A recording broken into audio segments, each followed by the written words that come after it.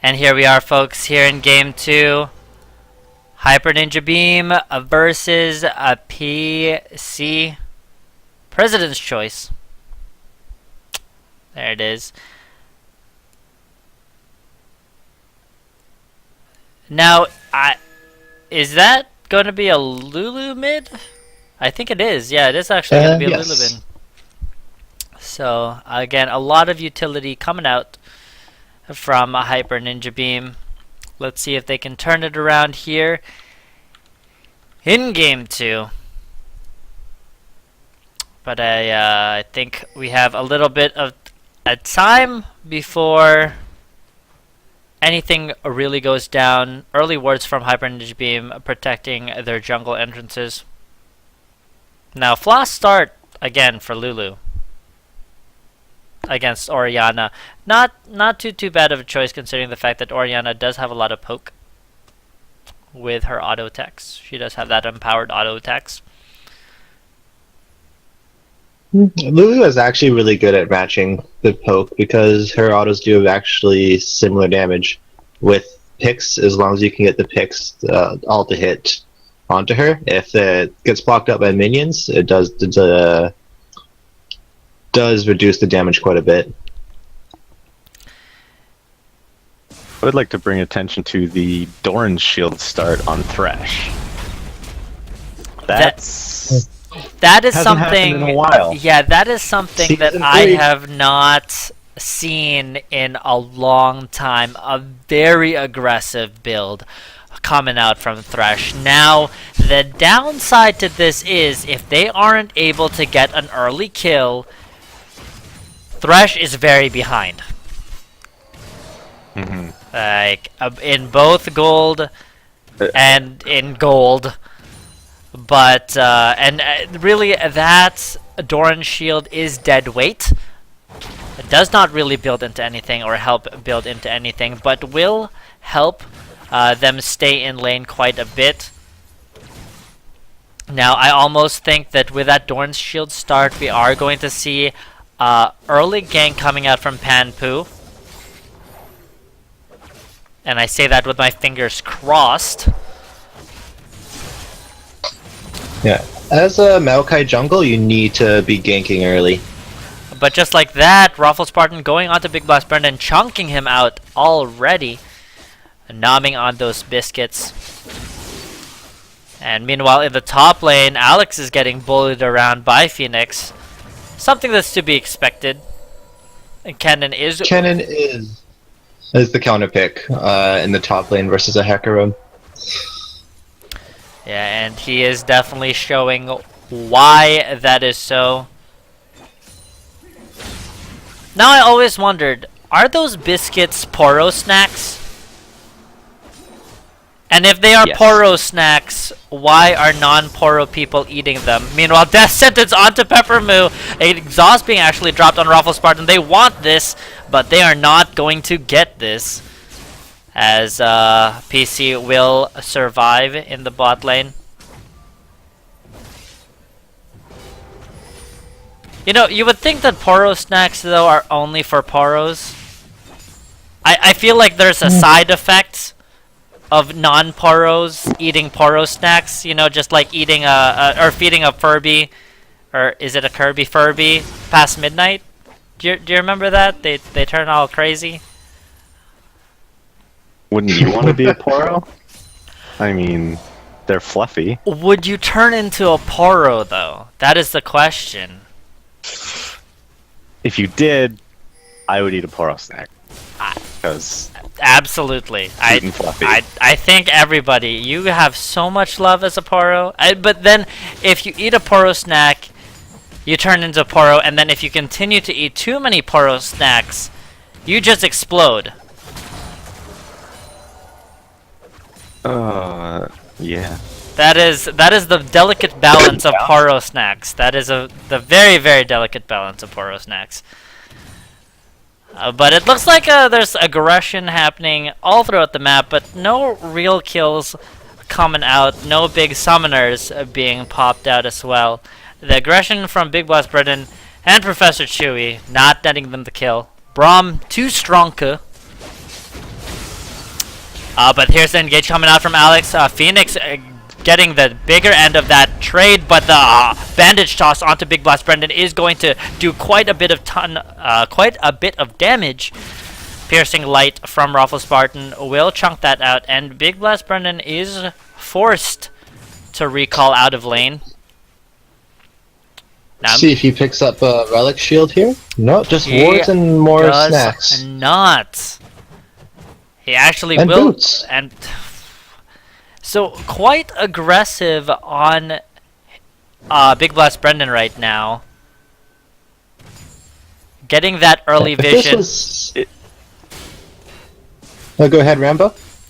Is the Doran shield start worth it if you don't get a kill or an assist? Early? Absolutely not. No. Absolutely not. Absolutely not. Absolutely not. That's yeah. Yeah, it gives you But- more sustain in lane, at best. If you can chunk them out of lane with your increased sustain, it's worth. But you also leave your ADC in a vulnerable position. Twisted Advance coming onto Pepper Mood though. Panpu taking a lot of turret damage, and he is going to go down. Death Sentence will go onto Pepper Mood, but Raffle Spartan will just pop that heal and keeping him safe. A stun and a Bandage Toss will land on Big Bass Brennan, forced to flash out, flay back, but I think it's going to be a flash. Oh, exhaust onto Raffle Spartan just in the nick of time. Big Boss Brendan will come away with his life, but Panpu, the Maokai, will fall. Meanwhile, top lane Phoenix will go on to. Oh no! My goodness, Alex comes out with a nick of health. Onslaught of Shadows, the misplay from Phoenix Genesis. What just happened there? All the while, Tower diving from Lucian, not good. and meanwhile, also, just Phoenix Genesis had no need to be that close under turret, and he pays for it. Alex actually is getting away with his life. That last tick of Ignite. And Dangerous Game ended up saving his life from that last Q coming in. Yeah, and with that blunder, a dragon picked up for PC right now. Disaster for Hyper Ninja Beam early on in this game. Things going from bad to worse right now. Phoenix Genesis thinking that he had that one in the bag, and he did. But just He a little bit wasn't of misplay. patient.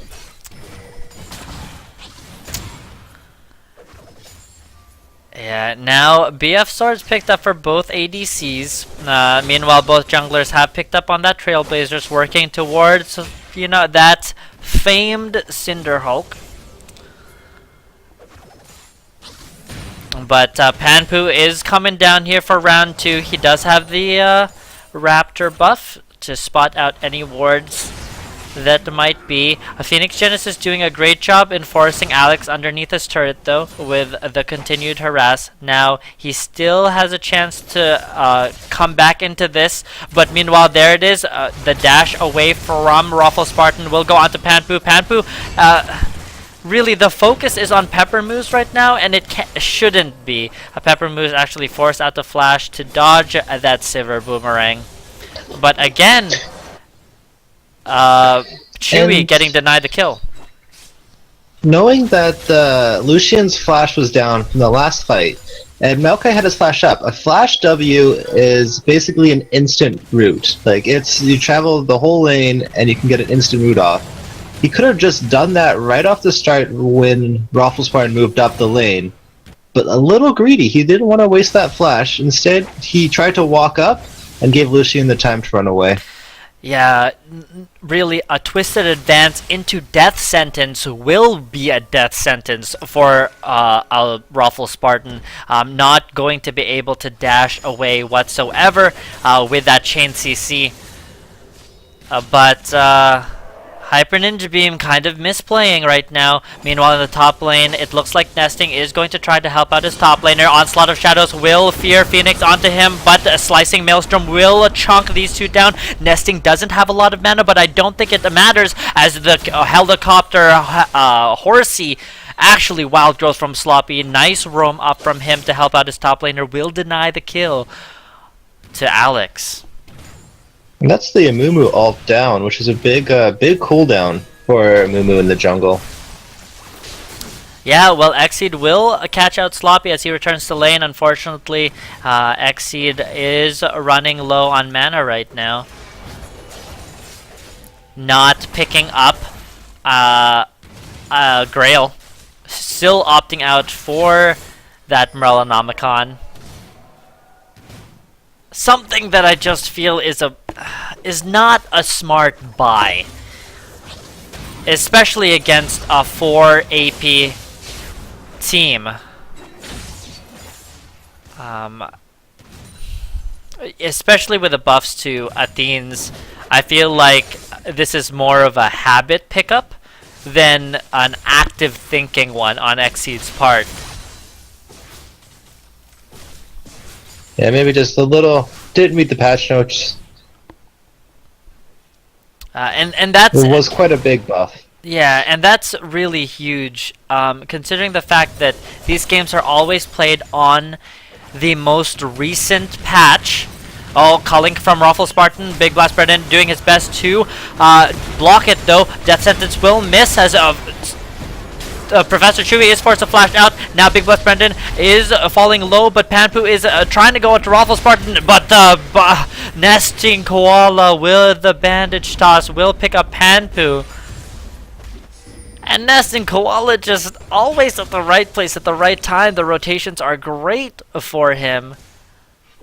And Panpu handing over yet another kill.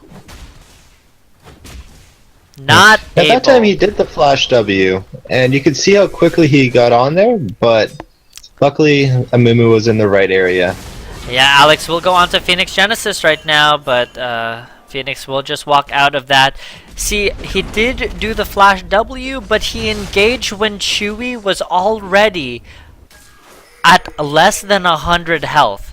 The culling definitely chunking him out. Just a really poor initiation choice from Panpu. Now, trying to see what he can do on Exceed, but that's a 3-level difference for him. Not really doing too much on that Maokai, unfortunately. Meanwhile, Sloppy does pick up that Athene's Unholy Grail. He is he is instantly, my favorite in that mid matchup just because of that item choice. That's a smart pickup for him. We'll see if we can make it. He can make it work though, in his favor. Yeah, he does have a CS lead, so he's doing a good, solid job holding his own in the mid lane. But meanwhile, talk to me, Tay, about this matchup up here. Surprisingly, the CS is dead even. And that's all coming from Kennen being a little impatient and flashing under a tower versus a Hecarim when he could have just waited it out and gained the CS lead. That's something a lot of people don't realize, is when you get a CS lead, it's like you're getting kills. And they get too greedy trying to get the KDA up there, when instead they can just be happy. Like, oh, I chunked him out of lane, I get 10 CS here. Oh, Alex does get caught out, but a nice shockwave will help. Slicing Maelstrom hits here from Phoenix Genesis, though, goes on to Exceed. Meanwhile, Culling will push out Panpu from lane. Nice his Curse of the Sad Mummy, though. Phoenix Genesis is surely going to go down. Box is dropped from Big Boss Brennan, but Peppermoo will pick up the kill onto Phoenix right now as they re-engage. Nice Glacial Shout onto Glacial Fisher, onto Big Blast Brennan as he gets stunned out, and that's going to be an easy kill for Nesting Koala. Nothing Hyper Ninja Beam could do on that, despite the low health bars, and a perfect fight coming out, perfectly timed fight coming out from PC now as they pick up this second dragon of the game, and it's a flashback to game 1 right now. The objective control of Keating. Or, sorry, Nesting. Oh my. Who is Keating? I don't know who that is. It's just so on point, and these dragons helping out. Panpu getting caught yet again! And the kill going over to Raffle Spartan. Hyper Ninja Beam looks like they are losing their composure here in game 2, just making silly mistakes. And paying a dear price for it. CP from Phoenix Genesis is here. Unfortunately, he doesn't have Slicing Maelstrom, but they are going to try to go for it. The Flash ahead, not maybe necessarily needed. Sloppy does pick up the kill, but it is only on Peppermoo. Support for 2 flashes might not be worth it. Let's see if they can get that T1 tower there. Unfortunately, Big Boss Brendan not on point with his death sentence right now. Raffle Spartan, though, getting poked out, and Hyper Ninja Beam will pick up the tower, the mid tower, for their efforts. The culling coming out a little late for Raffle Spartan. Meanwhile, while all of this is happening, Alex is able to get some damage done on that top turret. He needs to watch out, though, as the rotations from Panpu and Phoenix might catch him with his pants down. He isn't going back right now. There they go. The twisted advance onto Alex. A Slicing Maelstrom is going to be enough. Oh wait, Onslaught of Shadows is up for Alex, and he just walks out of there like it ain't no thing. And another kill denied for Hyper Ninja Beam.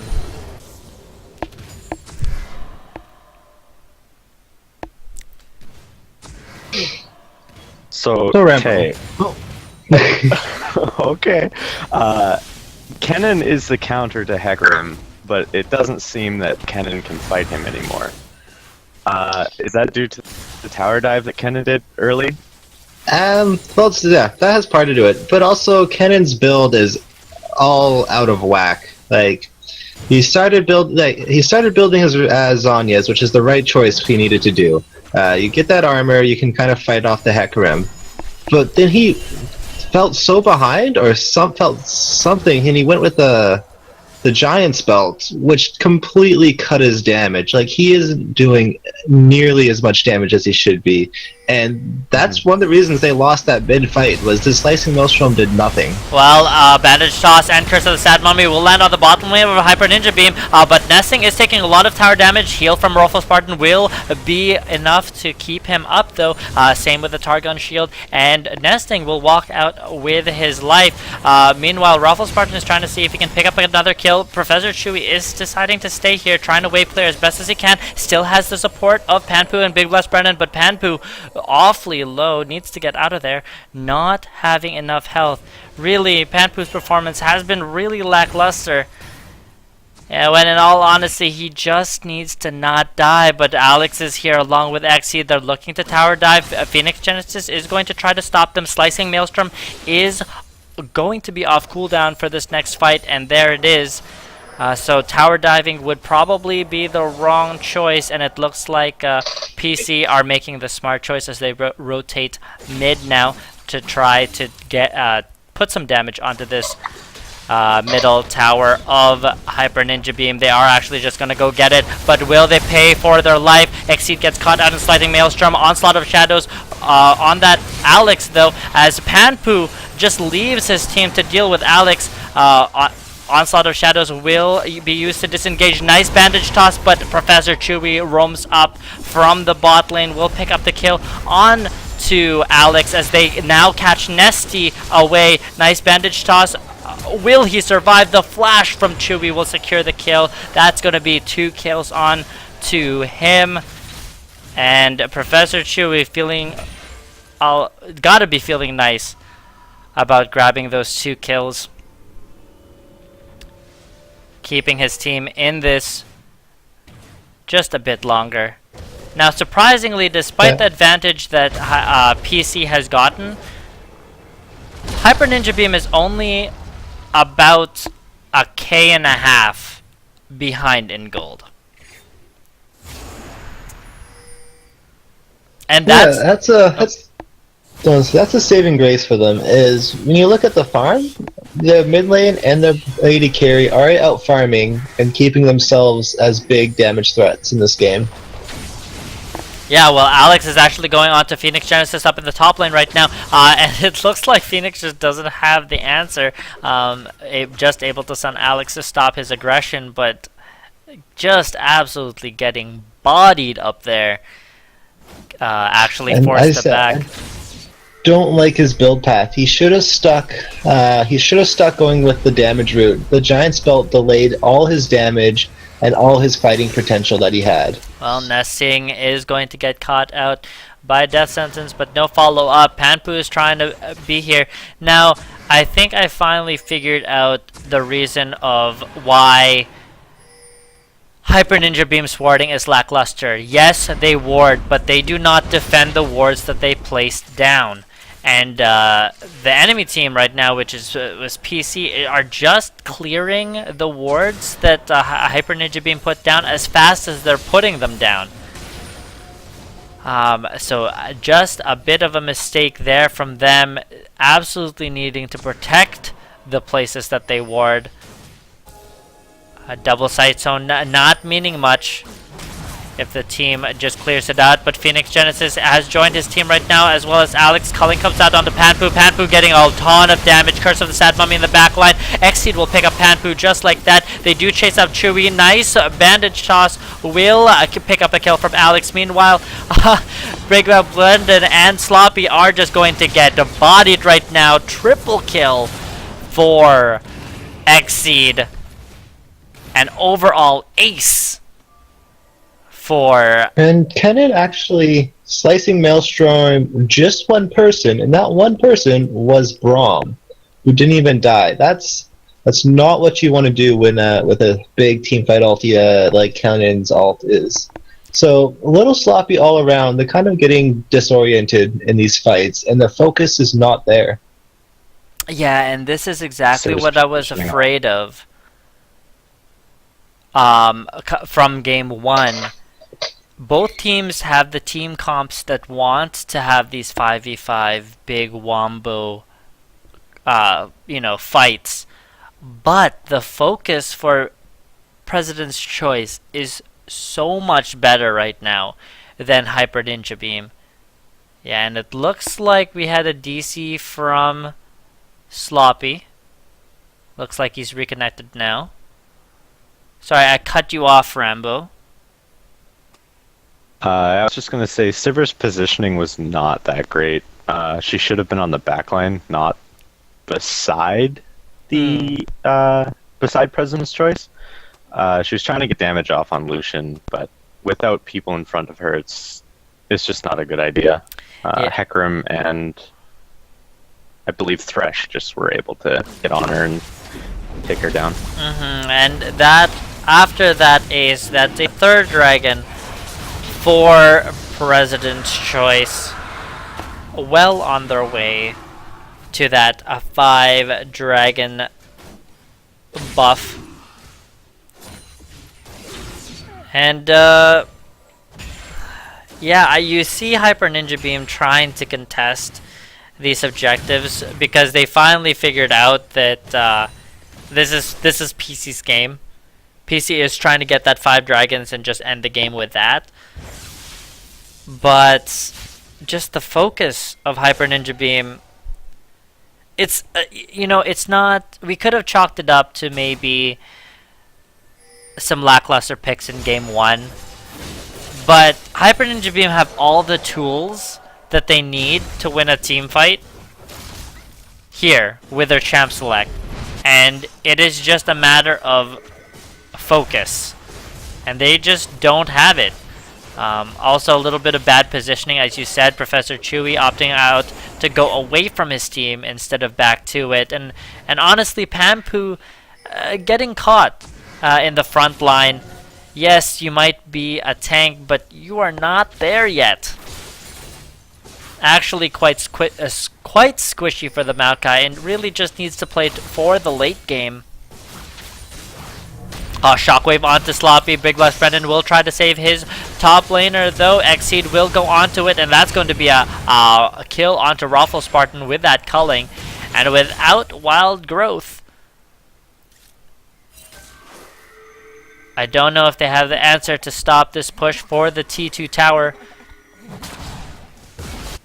Meanwhile, Alex has just been split pushing that top lane, and Phoenix, again, not having the damage to duel him out of there.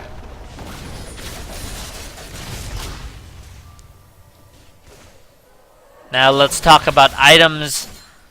Deathcap's finished for both mid laners now. ADC's pretty even in items despite the kill discrepancy, thanks to the CS advantage that Professor Chewy has. But Kennen has yet to complete an item. And it's 25 minutes into this game, and Kennen is an item-reliant top laner. And even if you're going back to not buy anything, he should have waited for that large rod instead of buying that giant spell. A, giant spell gives you no damage. B, the health isn't going to really save you that much in a fight. And it's just delayed his Zhonya's to the point that it's almost not even worth. Like, it's almost not even like going to do a difference in these fights. And Rylai's is like a fourth item. If you're building Rylai's on Kennen, you build that fourth. You need your Zhonyas, you need your Rabadons, and you need your Void Staff first. Yeah, Phoenix pretty much getting the stuns off in team fights, but not really having the damage to back it up, and they really need to Professor Chewy needs to rely on his team to get them low so he can finish them off with those boomerangs and bouncing blades. Because Sivir can't necessarily 100-0 anyone. Speaking of which, Alex just goes on to Chewy. Ultimate pop. Onslaught of Shadows will chunk him out. Thankfully, Spell Shield will save his life. Meanwhile, Pampu getting caught yet again. And that is going to be another easy kill for a Raffle Spartan. And the T2 tower. Meanwhile, Alex joins Big Blast Brendan, just getting blindsided. Glacial Fissure will go out onto Hyper Ninja Beam, and that's going to be 2 kills right there. Actually, just 1, as Phoenix Genesis is able to Lightning Rush away, but that's surely going to be a Nexus, an inhib turret. Excuse me, getting ahead of myself right now. But they're staying despite low health bars. Hyper Ninja Beam cannot defend their inhibitor. And President's Choice just picked that up.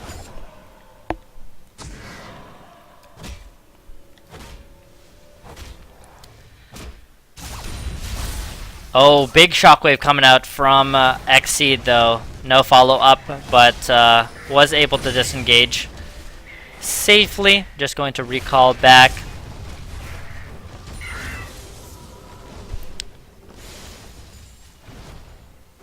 Now we look at this, I almost feel like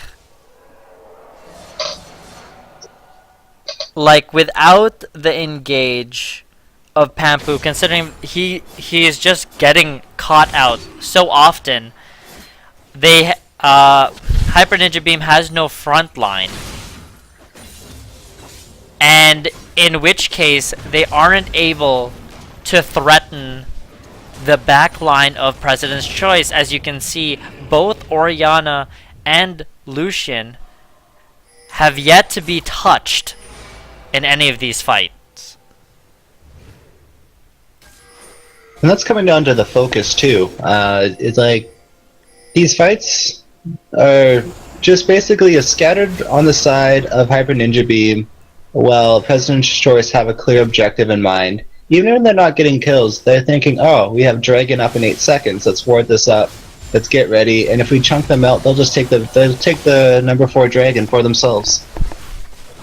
Yeah, and I almost feel like as this game progresses, Hyper Ninja Beam is just one step behind. They're just slow. Phoenix Genesis actually goes in to initiate into the Dragon Pit, but has to force back. Panpu just dropping so quickly. And it's going to be a fourth Dragon for it as they turn around onto Hyper Ninja Beam. Curse of the Sad Mummy nets Exceed a double kill. Meanwhile, Phoenix Genesis will surely fall to Raffle Sparks, and he does. Alex continues to chase onto Sloppy, but the Glitter Lances are slowing him down. Nice.